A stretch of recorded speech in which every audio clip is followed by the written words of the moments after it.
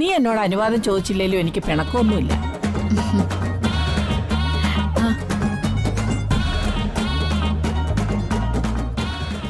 അല്ല വന്ദനെ, എനിക്കൊരു സംശയം.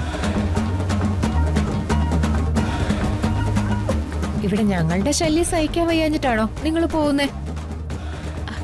അതെന്ത് ചോദ്യ ചേച്ചി? എനിക്കിവിടെ നിങ്ങളൊക്കെ സഹായവും സപ്പോർട്ടും അല്ലേ. രാത്രിയിൽ പോലും അപ്പച്ചി എന്റെ മുറിക്ക് പുറത്ത് കൂടെ കൂടെ വരാറില്ലേ?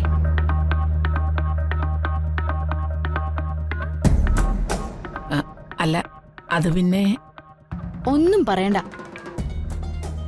രാത്രിയില് എന്റെ കാൽമുട്ടിനും വേദനയോ മറ്റോ വന്ന് ഞാൻ ബഹളം വെക്കുകയാണെങ്കിൽ അകത്ത് വന്ന് എനിക്ക് മരുന്ന് പുരട്ടി തരാനല്ലേ അപ്പച്ചി വരുന്നത്? അതെ, അതിന് തന്നെയാ മോളെ. രാത്രിയിലും അപ്പച്ചിക്ക് നിന്റെ കാൽമുട്ടിന്റെ ചിന്തയേ ഉള്ളൂ. ഇത്രയും കരുതലും സ്നേഹമുള്ള അപ്പച്ചിയെ ഞാൻ ശല്യമായിട്ട് കാണുമോ അപ്പച്ചി? ബുദ്ധിമതി ബുദ്ധിമതി.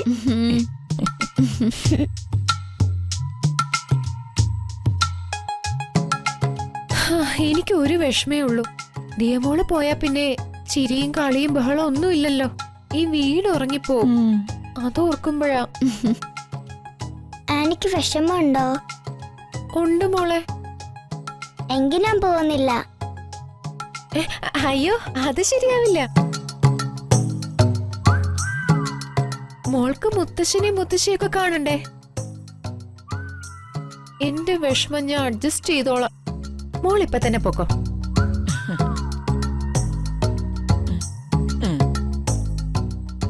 വന്ദനമോളെ, അച്ഛനെ അമ്മയൊക്കെ കൂടെ നിന്ന് സ്നേഹിച്ചും ആശ്വസിപ്പിച്ചും ഒക്കെ പതുക്കെ വന്നാ മതി കേട്ടോ.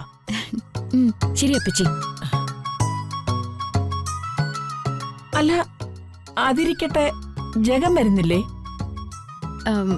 വരുന്നില്ലെന്നാ പറഞ്ഞത്. വരണ്ട, അതാ നല്ലത്. അല്ലെങ്കിൽ ചിലപ്പോ വ്രതമൊക്കെ തെറ്റും. അല്ല, വീട്ടിൽ പോയാലും ജഗന്റെ ആയുസ് രക്ഷിക്കാനുള്ള പൂജകളും വഴിപാടുകളൊന്നും മുടക്കരുത്. അഥവാ ജഗൻ അങ്ങോട്ട് വന്നാലും ഒരു കാരണവശാലും അടുപ്പിക്കരുത്. ഒന്ന് നോക്കുക പോലും ചെയ്യരുത്.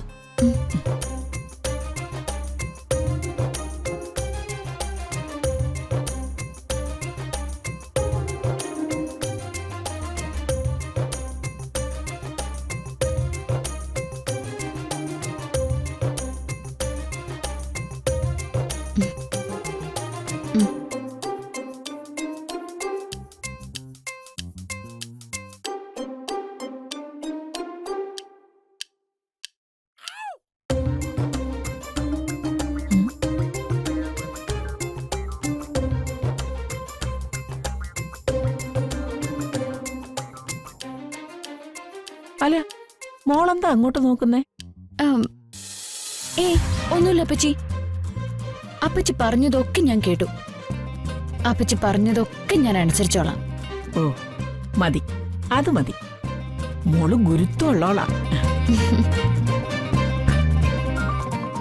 മാനത്തെ കൊട്ടാരം